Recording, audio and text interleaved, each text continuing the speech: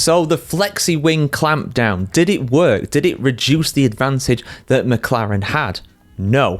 Absolutely not. McLaren didn't change their front wing at all from Monaco the previous weekend, despite that clampdown coming into effect. So clearly they had prepared for this successfully. And in fact, it probably hurt other teams. It might have hurt Red Bull a little bit. It seemed to maybe hurt Mercedes a bit. It might have helped Ferrari out a little bit though. But certainly McLaren's advantage has not gone down. If anything, it's been extended. A 1-2 in qualifying and a 1-2 in the race. They were absolutely supreme in Barcelona over the weekend. But let's have a look at what everybody's had to say about this, guys, here on the F1chronicle.com. Full article here, as always. Even without a fully flexible front wing, McLaren remains on top of F1.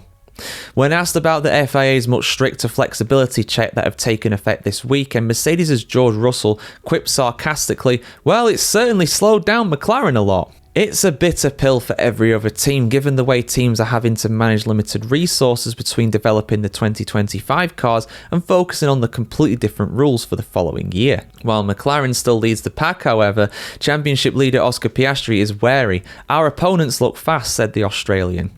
Max Verstappen was with us all day, and Ferrari and Mercedes are close too.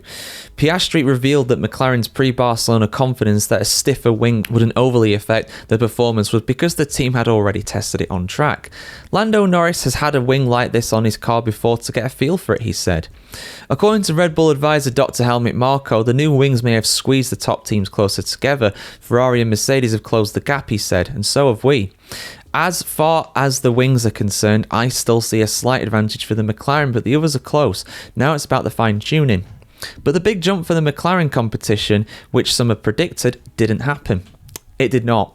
It absolutely did not. You know, I mean, things are still close-ish in qualifying, but you know, Piastri was on pole by like a quarter of a second. That was the biggest margin of the season. And around a track where, in terms of time, it's one of the quickest, one of the least lengthy in terms of time overall. Like a lap time around Barcelona is only a few seconds longer than one around Monaco. So, you know, you take that quarter of a second advantage around a longer track like Japan, China, hell, even Australia, you know, it's going to be a massive advantage. So, you know, you get to some of the longer circuits through the year, that is going to be a big advantage. So, yeah, it's not worked. Simple as that. And the FIA has said they're not ruling out doing dynamic wing tests, as we brought you the other day here on the site, guys. But, you know, it's not worked. It's clearly not worked as intended. McLaren have developed a car that didn't need the flexi wings. They might have helped out last year, but this year, that is not their main thing, you know, whether it's outright one lap pace or whether it is also pace through the race. Their tyre management is far superior to any other car on the grid, and over one lap now, I'd say their advantage has actually increased. I really do. So guys, let us know in the comments below. You know, it's obviously not worked, has it? That's not a question really, but has it actually helped McLaren? I think it has, you know.